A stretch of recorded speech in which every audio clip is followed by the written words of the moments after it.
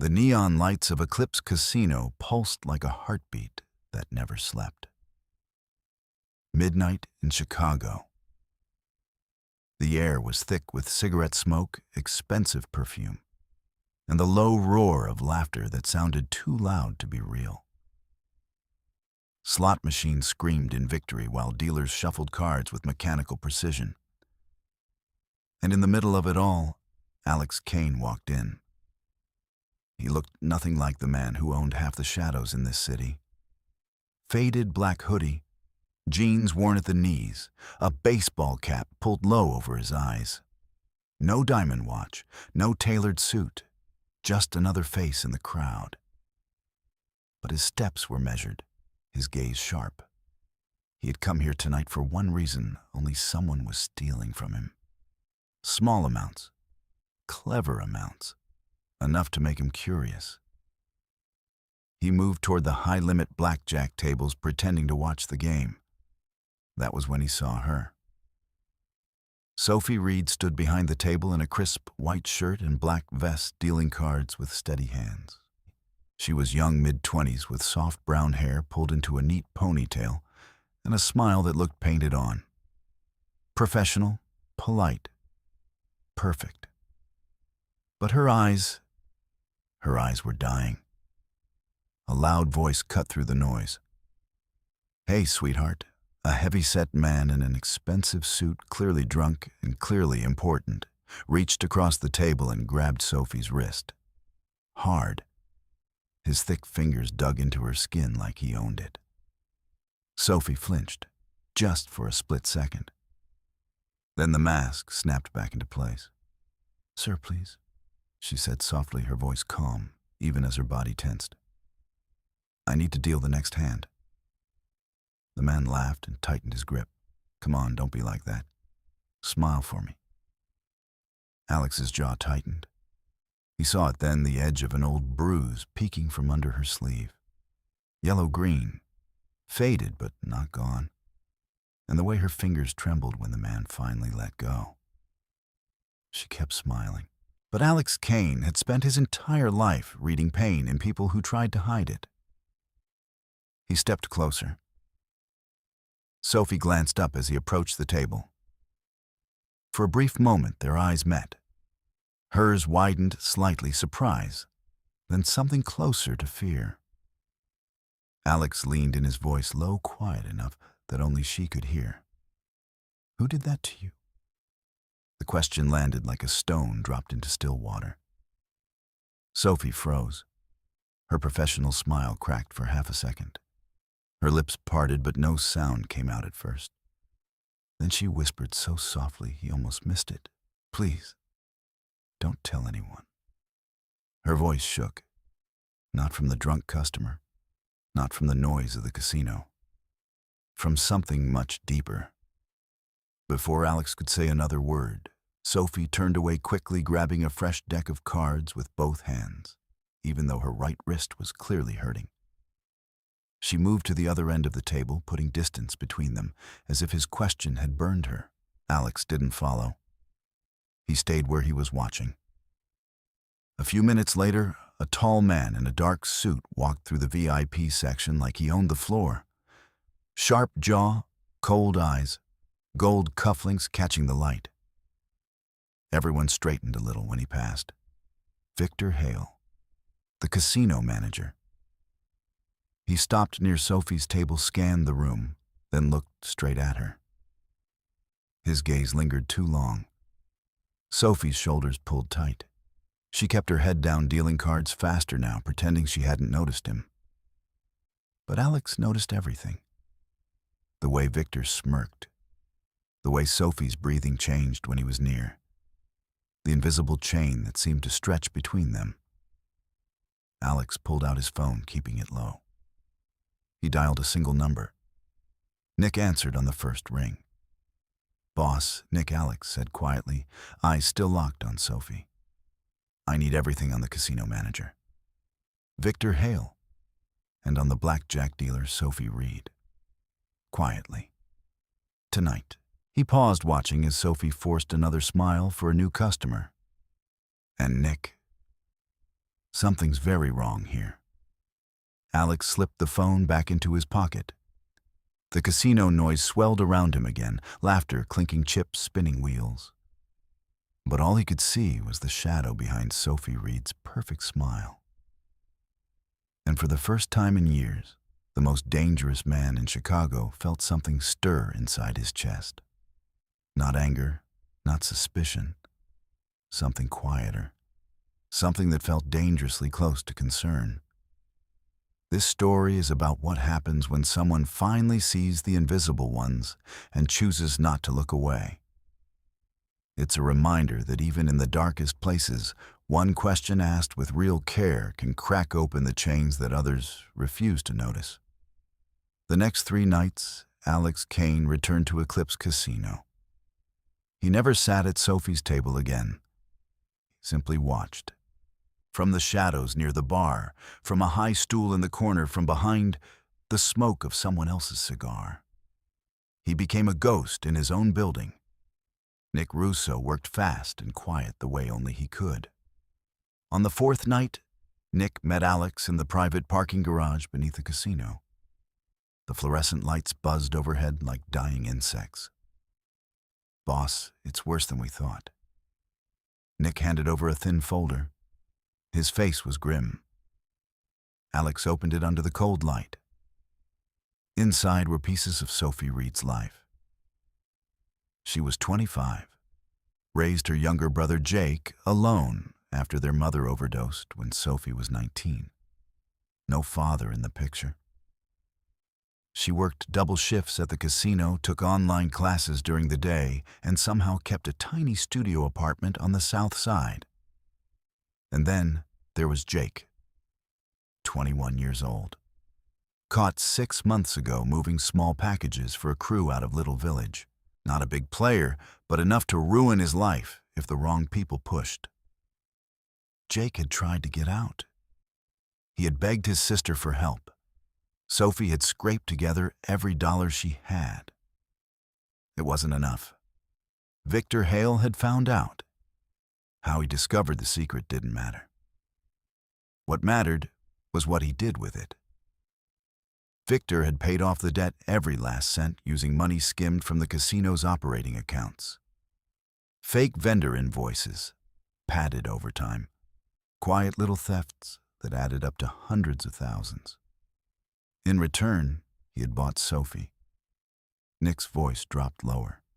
He calls her up to his office at least twice a week, after hours.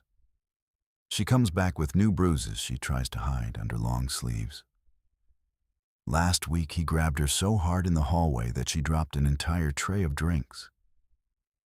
He told her in front of 3 guests that she was too stupid to do anything right. She apologized. To him. Alex stared at the photos. One image showed Sophie leaving Victor's office late at night. Her ponytail had come undone. Her shoulders were curled inward like she was trying to disappear. Another photo, clearer, crueler, showed fresh fingerprints on her upper arm. "She never fights back," Nick said quietly. "Because if she does..." Victor threatened to make sure Jake gets pulled back in. He still has the connections. One phone call, and the kid goes down for real this time. Alex closed the folder slowly. Something cold and heavy settled in his chest. He thought about the way Sophie had whispered, "Please don't tell anyone," that first night. How her voice had cracked on the word anyone. She wasn't protecting herself. She was protecting the only family she had left. The following evening, Alex sat alone at the far end of the casino bar. Lena, the young bartender with kind eyes and quick hands, slid a glass of water toward him without being asked. She had noticed him watching Sophie for days now. "You keep coming back," Lena said softly, wiping the counter. "Most guys who stare that long want something." Alex didn't answer right away. Then he asked, "Does she ever talk to you?" Lena hesitated. Her gaze flicked toward Sophie's table across the floor. "Sometimes. When it's slow. She never says much. But I see the way she winces when she reaches for bottles on the high shelf." Last week, she told me her brother was doing better. She smiled when she said it, but her hands were shaking. Lena leaned in a little closer. She's terrified, mister. Whatever's happening, she's carrying it alone. Alex's grip tightened around the glass. Later that same night, Nick arranged a quiet meeting in a small diner 20 miles outside the city. Mia Chen sat across from Alex in a corner booth hood, up eyes darting toward the door every few seconds. She was 27 now. She had worked at Eclipse for 14 months before she disappeared one night without warning. He broke me, Mia whispered, stirring her coffee with trembling fingers. Victor Hale. At first it was just comments, then touches. Then, worse. When I tried to quit, he showed me pictures he'd taken. Said if I talked, he'd make sure I never worked again. Said he'd ruin anyone who tried to help me. She looked up at Alex, eyes shining with old fear and new anger. He enjoys it. The control, the way they all stay quiet because they're scared. Sophie, she's the newest one. I saw her once before I left. She still had hope in her eyes back then. Mia's voice cracked. Don't let him do to her what he did to me. Alex drove back to the city in silence.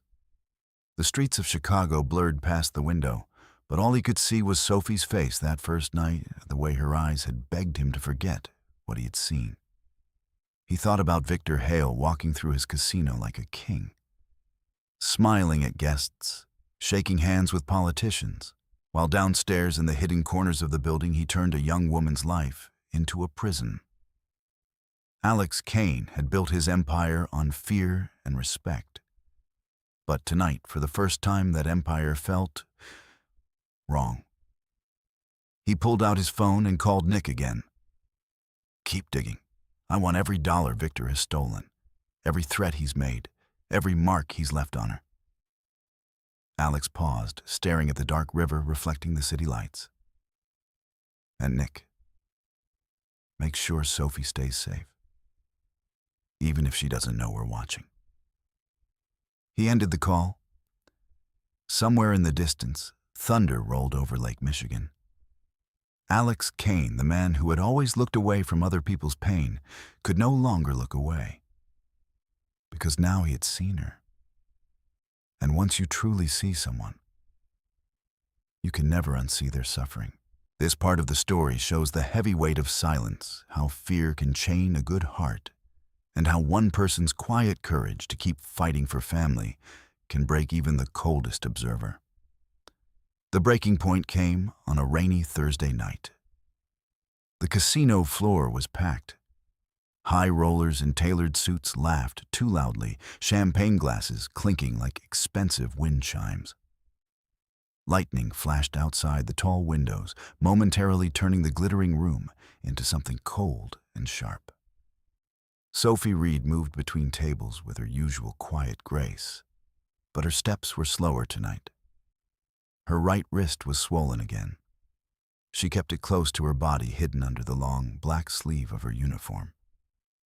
Victor Hale had been watching her all evening. He finally made his move when a group of important VIPs gathered near the private lounge. Sophie was clearing empty glasses when Victor stepped directly into her path. Reed. His voice carried across the small crowd. Sharp, deliberate. Sophie stopped. Her shoulders stiffened. Yes, Mr. Hale. Victor smiled, but there was no warmth in it.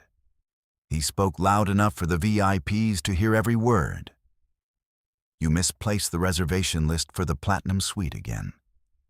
Do you have any idea how much money that cost us tonight? Or are you really that incompetent? Sophie's face went pale. I'm sorry, sir. I double-checked. Victor laughed a harsh, ugly sound. That's your excuse every single time. You're lucky I haven't fired you yet. Maybe if you spent less time daydreaming and more time doing your damn job, we wouldn't have these problems. He stepped closer. Too close. One of the VIPs chuckled. Victor's hand shot out and grabbed Sophie's injured wrist, twisting it just enough to send fresh pain shooting up her arm. She gasped the sound, small and broken. Tears burned in her eyes, but she blinked them back furiously. "I'm sorry," she whispered. "It won't happen again. Let me help you." Sophie hesitated. Her breathing was shallow. She glanced at Victor, then back at Alex. Fear and desperate hope warred across her face. Victor's laugh was cold. "She's working. Mind your own business, pal." But Alex didn't move. He simply held out his hand, not grabbing, just offering. Sophie stared at it for what felt like forever. Then, slowly trembling, she stepped away from Victor and toward Alex. The moment she moved, something shifted inside her. A tiny crack in the chains. Victor's face twisted with rage, but he couldn't cause a scene in front of the VIPs. Not tonight. Alex guided Sophie through the crowd, his hand hovering near her back without touching her. He led her toward the quieter staff hallway, away from the lights and the laughter. Once they were alone, Sophie leaned against the wall, clutching her wrist to her chest. Tears finally slipped down her cheeks. Why do you keep doing this?" she whispered. "You don't even know me." Alex stood a respectful distance away. "Because I see you," he said simply. "And I can't pretend I don't anymore." Sophie shook her head, a broken laugh escaping her lips. "You should stay away. Everyone who tries to help me ends up regretting it." She slid down the wall until she was sitting on the floor, knees pulled to her chest. Alex crouched down, slowly keeping his voice low. "Your brother, Jake, he's going to be okay. I'm making sure of it." Sophie's head snapped up. Pure terror flooded her eyes. "How do you know his name?" She scrambled backward, pressing herself against the wall. "Who are you?" Alex didn't answer right away. He simply looked at her with quiet intensity. "I'm someone who's tired of watching good people get crushed by men like Victor Hale." In the hours that followed, Alex made his decision. He called Nick Russo from the back of his car as rain hammered the roof. "Move forward. Gather every piece of evidence on the embezzlement, the assaults, everything." He paused, watching the city lights streak past the window, and quietly removed the threat over Jake. "Make sure those people can never touch him again." Nick was silent for a moment. "You're getting involved, boss. Personally." Alex closed his eyes. "Yeah, I am." Later that night, Claire, Victor's personal assistant, lingered in the empty office after everyone else had gone. She had seen the way Victor treated Sophie. She had heard the threats. She had watched too many girls break. When Nick Russo approached her in the underground parking garage, Claire didn't run. Instead, she handed him a small USB drive with shaking fingers. "There are files he doesn't know I kept," she whispered. "Dates, messages, transfers from the casino accounts. If you're really going to stop him, take it." Nick nodded once. "You did the right thing." Meanwhile, Sophie lay awake in her small apartment, staring at the ceiling. Her wrist throbbed, but for the first time in months, a fragile spark of something new flickered inside her chest. Hope. She didn't understand why the stranger kept appearing. She didn't know if she could trust him. But someone had seen her pain. And for tonight, that was enough to keep her breathing. This part of the story reveals what happens when someone reaches their absolute limit, and how one unexpected act of kindness can plant the first seed of courage in a heart that had forgotten what hope feels like. The rain had finally stopped when Sophie received the message. It came from an unknown number, but she recognized the handwriting in the attached note. Tonight, 7 p.m. Lena's Cafe. Corner table by the window. Please come. The man who sees you. Her hands trembled as she read it twice. For 3 days she had barely slept, replaying the hallway moment when the stranger had pulled her away from Victor. Every time she closed her eyes, she saw Victor's angry face and the quiet strength in the stranger's eyes. At 6:50 p.m., Sophie pushed open the door to Lena's small cafe on the quiet edge of downtown Chicago. The warm smell of fresh coffee and cinnamon rolls wrapped around her like a gentle hug. Lena gave her a small, knowing nod from behind the counter, but didn't speak. Sophie walked to the corner table. Alex Kane was already there. No hoodie this time. He wore a simple dark sweater, but his presence felt heavier, more real. He stood slowly when she approached, careful not to startle her. "Sophie," he said quietly. "Thank you for coming." She sat down across from him, clutching her purse like a shield. Her injured wrist was still wrapped in a bandage. "Why am I here?" she asked, voice barely above a whisper. "Who are you, really?" Alex looked at her for a long moment. Then he slid a thick envelope across the wooden table. "Open it." Sophie hesitated. Her fingers shook as she lifted the flap. Inside were photographs, printed documents, and a small USB drive. The first image showed Victor Hale signing fake invoices.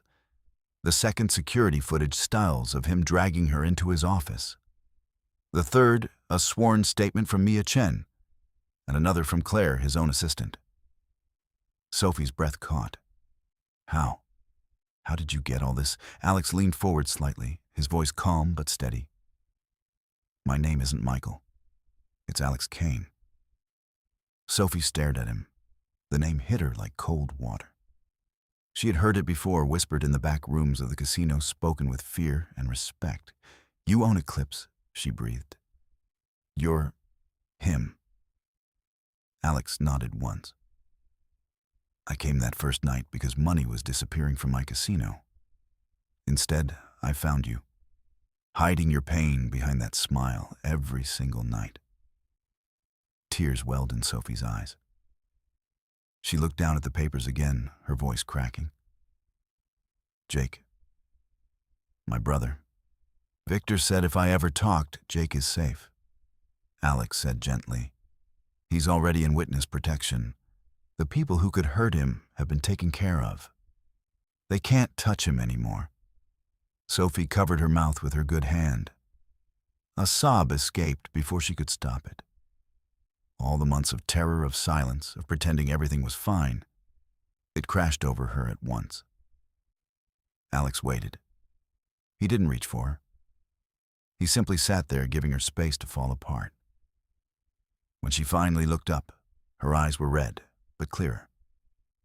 "Why are you doing this?" she whispered. "You could have fired Victor quietly.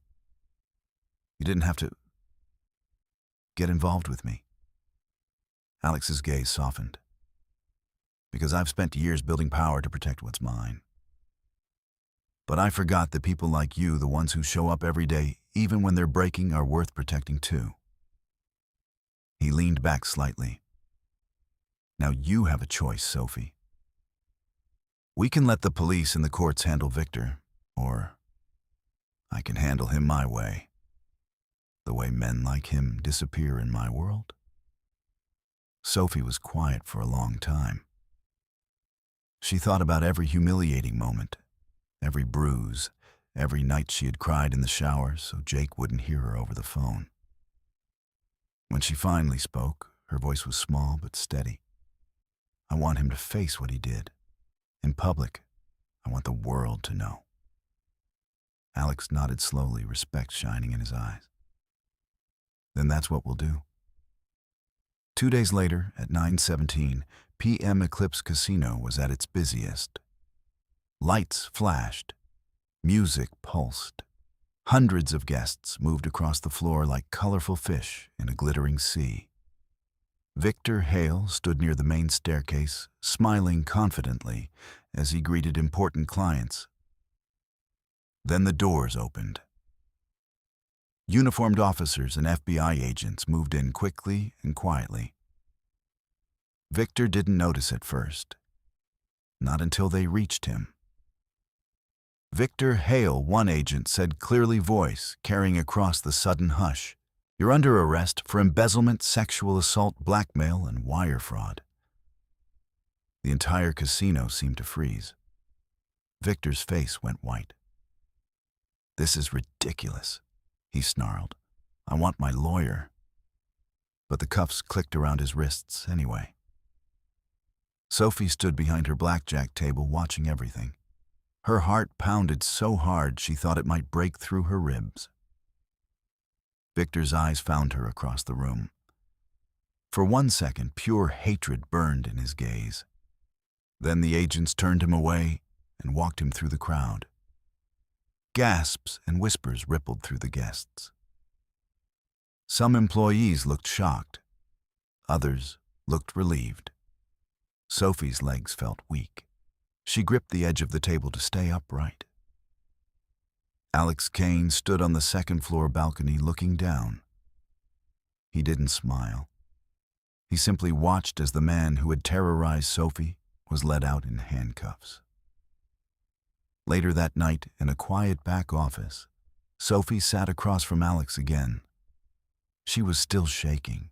"I thought I would feel happy," she said softly. "But I mostly feel empty. Like I've been holding my breath for a year and finally let it go." Alex poured her a glass of water and slid it across the desk. "That's normal. You were brave tonight, Sophie. You chose to be seen." She looked at him, eyes searching his face. "And what happens now?" Alex met her gaze steadily. "Now you get to decide what your life looks like without him in it. The casino will need a new manager for operations. The position is yours, if you want it." Sophie stared at him in disbelief. "You can't be serious." "I've never been more serious," he said quietly. "You know what it feels like to be at the bottom? You know what these employees go through. This place needs someone who remembers what it's like to feel invisible." Sophie looked down at her hands. Tears slipped silently onto the desk. This time, they weren't from fear. They were from something she hadn't felt in a very long time. Hope. Real breathing hope. This part of the story shows the powerful moment when chains finally shatter, and how justice can arrive not through violence, but through the courage of someone who was once invisible, choosing to stand up and be heard. 3 years had passed since the night Victor Hale was led out of Eclipse Casino in handcuffs. The casino still glowed under Chicago's night sky, but the air inside felt different now, lighter somehow. The laughter sounded more genuine. The staff moved with straighter shoulders. Sophie Reed stood on the 5th-floor balcony overlooking the main gaming floor, watching the evening crowd with quiet eyes. Her wrist had long since healed. The nightmares had faded into distant echoes. But some nights she still woke up gasping, reaching instinctively for the pain that was no longer there. Tonight, though, she felt only a deep, steady calm. A soft knock sounded on her office door. "Come in," she called. Alex Kane stepped inside, dressed in a tailored black suit that made him look every bit the powerful man he was. Yet when he looked at her, his expression softened. "Ready for the gala?" he asked. Sophie turned from the window, smoothing down the elegant navy dress she had chosen. "I think so," she said, a small smile touching her lips. "Still feels a little unreal." Alex walked over and stopped a respectful distance away. "You've earned every bit of it, Sophie." She looked down for a moment, fingers tracing the edge of her desk. "When you first offered me this position, I almost said no. I was terrified people would think I was just the girl you saved, that I didn't deserve it. Alex's voice was gentle but firm. I never offered it out of pity. I offered it because I watched you survive hell with more grace and strength than most people ever show in their entire lives. You protected Jake when you had nothing left to give. You showed up every single day, even when you were breaking. That's not weakness, Sophie. That's the kind of strength this place needed. Sophie met his eyes. Tears shimmered there, but they didn't fall. Thank you, she whispered, for seeing me when I couldn't see myself. The grand ballroom downtown was filled with soft lighting and quiet conversation. Tonight was the annual fundraiser for the Invisible Initiative, the organization Sophie had built from the ground up. Tables were lined with people from all walks of life: casino workers, lawyers, counselors, survivors. On stage, Sophie stood at the podium, hands resting lightly on the wood. The room grew quiet as she began to speak. 3 years ago, she said, her voice steady and clear, I was invisible. I smiled for customers while hiding bruises under my uniform. I laughed when I wanted to cry. I stayed silent because I believed that if I spoke up, the only family I had left would be destroyed. She paused, letting the words settle. Then one man looked at me and refused to look away. He didn't save me with violence or money alone. He gave me something far more powerful. He gave me the chance to save myself. Sophie's gaze swept across the room. That is what the Invisible Initiative is for. We help the ones no one else sees. The night shift workers, the single mothers, the young people trapped in fear. We give them legal support, counseling, safe housing, and most importantly, we remind them they are not invisible. Her voice grew stronger. Because the truth is, no one is truly invisible. They just haven't been seen yet. And sometimes all it takes is one person brave enough to say, I see you. The applause that followed was warm and heartfelt. Sophie stepped down from the stage, cheeks flushed. She found Alex standing near the back of the room, away from the cameras and the crowd, exactly where he preferred to be. He held 2 glasses of sparkling water and offered her one with a quiet smile. You were incredible up there, he said softly. Sophie took the glass, her fingers brushing his for the briefest moment. I couldn't have done any of this without you.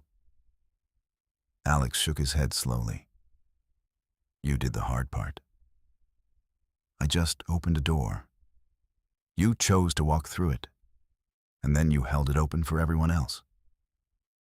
They stood together in comfortable silence, watching the room full of people whose lives had been touched by the initiative.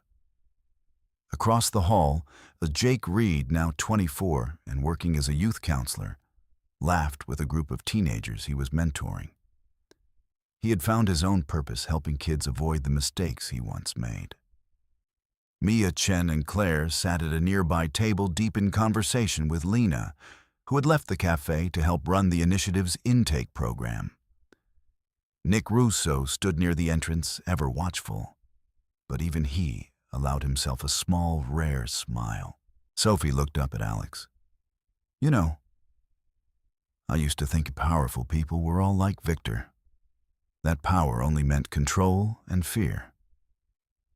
But you showed me something different. Alex met her gaze, something deep and unspoken passing between them.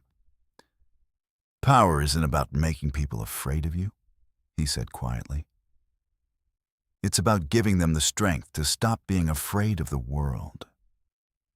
Sophie smiled, a real full smile that reached her eyes. I think I finally believe that. As the evening continued, Alex remained in the background, content to watch. Sophie moved through the crowd, listening to stories, offering hugs, promising support. She had become the woman she never thought she could be: confident, compassionate, unstoppable. And late that night, when the gala lights began to dim, Sophie found Alex once more. She didn't say thank you again. Instead, she simply stood beside him and whispered, "I'm glad you walked into the casino that night." Alex looked at her, the corners of his mouth lifting in a rare, genuine smile. "So am I, Sophie. So am I." In that quiet moment, it was clear what had started as one man noticing a broken smile had grown into something far greater, a ripple that continued to touch hundreds of lives. Because the most powerful thing anyone can do is help someone who feels invisible finally see their own worth. And once they see it, they light up the world. This final part of the story reminds us that true healing begins when we are truly seen, and that one act of compassion can create a legacy strong enough to change not just one life, but countless others. Finally, let me send my deep thanks to you. Thank you for listening. If this story has touched your heart, I invite you to stay with us, to discover more true tales of the Wild West. Stories that honor resilience, tenderness, and the spirit that God placed in those who blaze the trail. Subscribe, share, leave your thoughts in the comments, and join us once again to journey across this untamed land. Thank you. Aviso legal/disclaimer. These stories are crafted purely for entertainment and may contain imaginative additions or dramatic interpretations inspired by old frontier eras. We use AI-based resources, voice imagery, and drafting as part of our creative process. But every final detail is carefully reviewed and shaped by human effort to preserve emotional depth and authenticity. We strictly follow YouTube's rules regarding AI-generated content and refrain from deepfakes, altered identities, or misleading representations. All images, sounds, and related materials are lawfully obtained. Please do not reuse, modify, or distribute any portion of this content without written permission. Thank you for valuing creativity, respect, and original work.